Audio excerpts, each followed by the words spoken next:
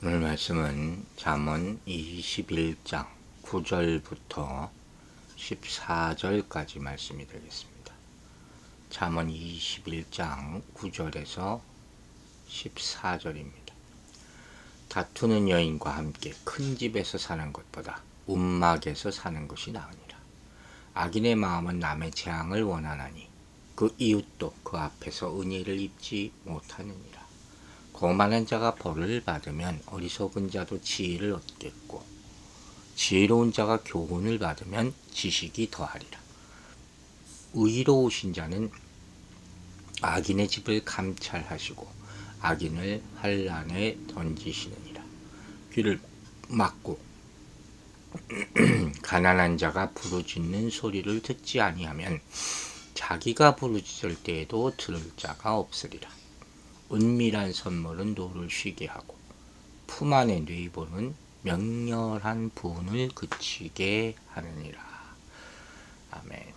자, 9절은 미련한 여인을 선택한 자를 다투는 여인과 함께 사는 자로 설명하죠. 여인에 대한 부인에 대한 잠언이 우리가 여러 번 봤죠. 그만큼 이 결혼이라는 문제에 대해서 여자를 선택하는 문제에 대해서 하나님의 말씀을 꼭 참고해야 된다는 것을 다시 한번 리마인드 시켜주는 그런 잠언이라고 볼 수 있어요. 그 이유는 뭐냐? 어리석은 자가 항상 다툼을 일으키고 화목을 깨뜨리기 때문에.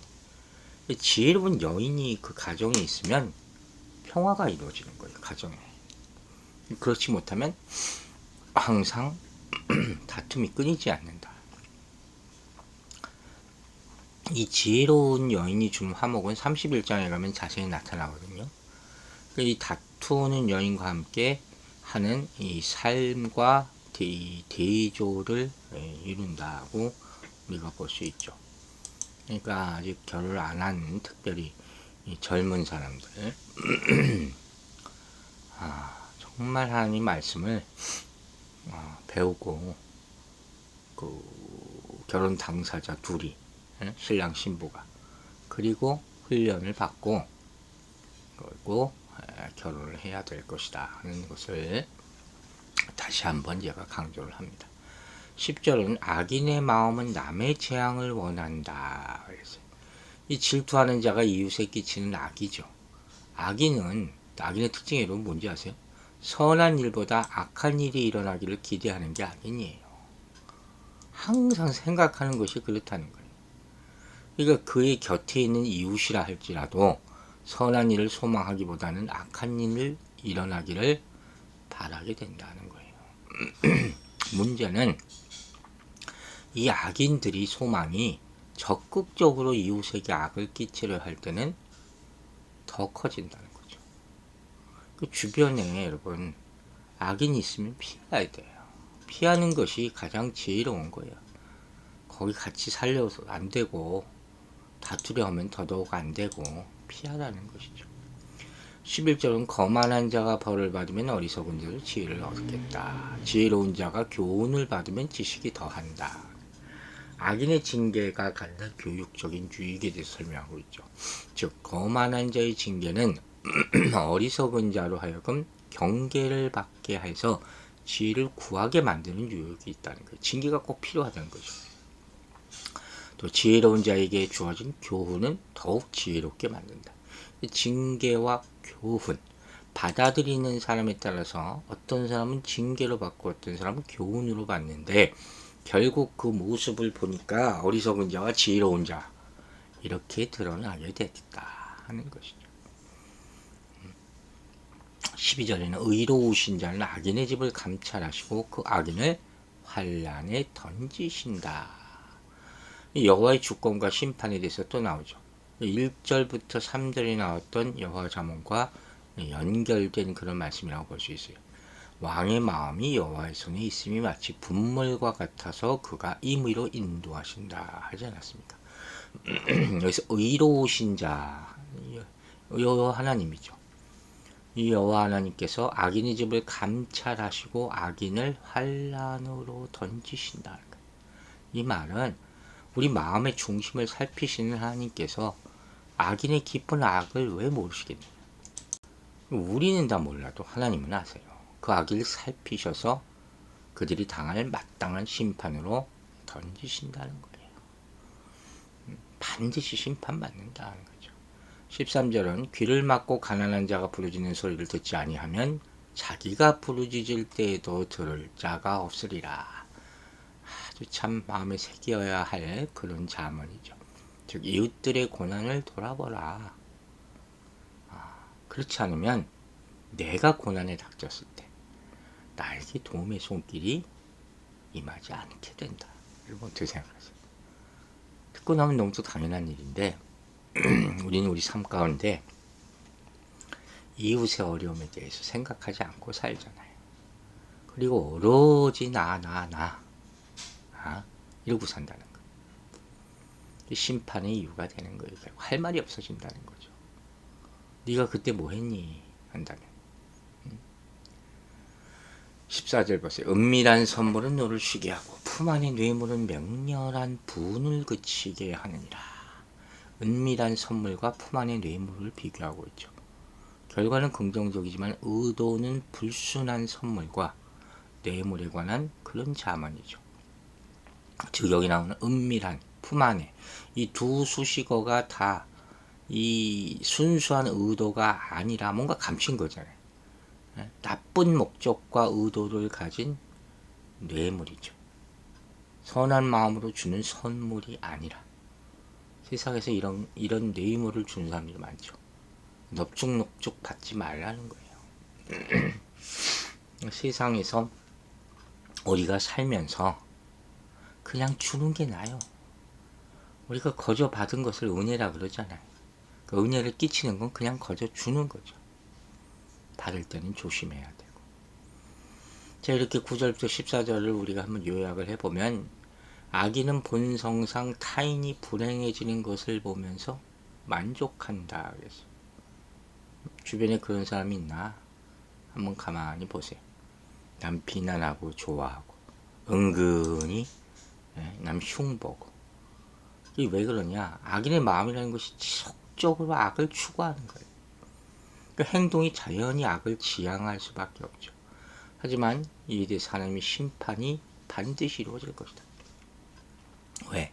하나님은 의롭고 공의로우신 분이기 때문에, 또 악인의 생각과 의도를 감찰하실 수 있기 때문에 그걸 정확히 보시고 환란에 던져버리신다. 나아가 하나님은 악인의 부르짖음을 외면하실 것이다. 무서운 말씀이죠. 왜? 그들이 타인의 어려움을 외면한 그런 무자비한 행동을 해왔기 때문에 그로 말미암아 심판받게 될 것이다. 여러분, 오늘 본문이야말로 심은 대로 거둔다는 거예요. 성경의 원칙이에요. 이건 뭐 보편적인 원칙이죠. 그러니까 할 수만 있으면 우리는 최선을 다해서 인내와 자비와 사랑의 씨앗을 심어야 된다는 거예요. 악을 심으면 안 된다. 또 한 가지, 조건 없이 베푸는 친절과 사랑, 이건 즉각 열매로 안 나타나요. 여러분, 받으려고 하지 마세요. 하나님 기억하신다. 이것만 믿어야 돼요. 그 사랑의 열매는 하나님이 맺는 것이지, 그렇잖아요. 그러니까 우리가 내가 다 이루려 하면 안 된단 말이에요. 내가 결과를 보겠다고 하면 안 되는 거, 그건 욕심이에요. 이렇게 기독교 윤리 기본 정신을 보는 거예요. 하나님 사랑과 이웃 사랑. 이웃을 사랑하기 위한 전제 조건이 뭐예요? 하나님 사랑을 우리가 먼저 경험해야 되는 것이죠. 다 하나님 사랑을 경험했다고 말하지만 실제 보면 그렇지 않아요. 이웃을 사랑하지 못하는 걸 보면 경험한 척하는 것이지. 그걸 어떻게 하느냐? 오늘 본문이 얘기하냐, 대가를 바라는 사랑이 아니라 마음에서 우러나오는 조건 없는 사랑을 해야 된다는 거예요. 이건 예수 그리스도의 대속의 은혜를 경험하지 않으면 불가능해요. 여러분, 사랑을 받아본 사람이 사랑을 나타낼 수 있고 줄 수 있는 거예요. 그렇죠? 뭔지 모르는데 어떻게 남한테 베풉니까? 기독교의 근본은 은혜를 체험하는 거라고 우리가 주일날도 배웠잖아요. 한량 없는 은혜를 체험한 사람이 그 받은 은혜의 일부라도 베풀 수 있다는 거예요. 그래서 이웃사랑을 실천하기 위해서는 하나님 사랑의 풍성이 거해야 되는 것이 전제예요. 매일마다 하나님의 사랑에 거하는 여러분들 되시기 바랍니다. 나아가 그러기 위해서는 주변 사람의 형편을 살펴보는 거예요. 즉 나의 무관심 때문에 그들이 곤란한 상황을 겪지 않도록 분명히 구해줄 수 있어. 매일마다 봐왔어. 저 사람 힘들다는 걸 알아. 근데 아무 관심이 없어? 아무 도움이 없어? 이건 심각한 문제죠. 이건 마음이 완전히 강팍한 거죠. 왜 거기에 대해서 의식하지 않을까? 그걸 보면서도 왜 자기 먹을 것만 챙길까? 납득이 안 가는 모습이죠. 여러분, 하나님이 우리의 수고와 섬김을 반드시 보세요. 그리고 아름다운 열매로 갚아주실 것을 믿으시기 바랍니다. 이렇게 하나님의 주권을 인정하고 하나님 나라 백성으로서의 정체성을 가지고 살아가는 사람이 이웃에게 관심을 가지고 친절과 사랑을 베푸는 거예요. 악인은 그렇지 않다 그랬어요. 악인은 남의 재앙과 실패를 자신의 행복과 성공의 근거로 삼는 사람, 그걸 보고 기뻐하는 사람. 하지만 하나님은 악인의 이런 모든 악한 행위와 동기를 다 보시고 심판하실 것이다 하는 겁니다. 여러분 다시 한번 생각하고 여러분 실천하시기 바랍니다. 그리스도인은 소외되고 가난한 자의 부르짖는 소리에 귀를 기울이고 실제적인 도움을 줘야 돼요. 우리 행위대로 하나님이 갚으신다 그랬잖아요.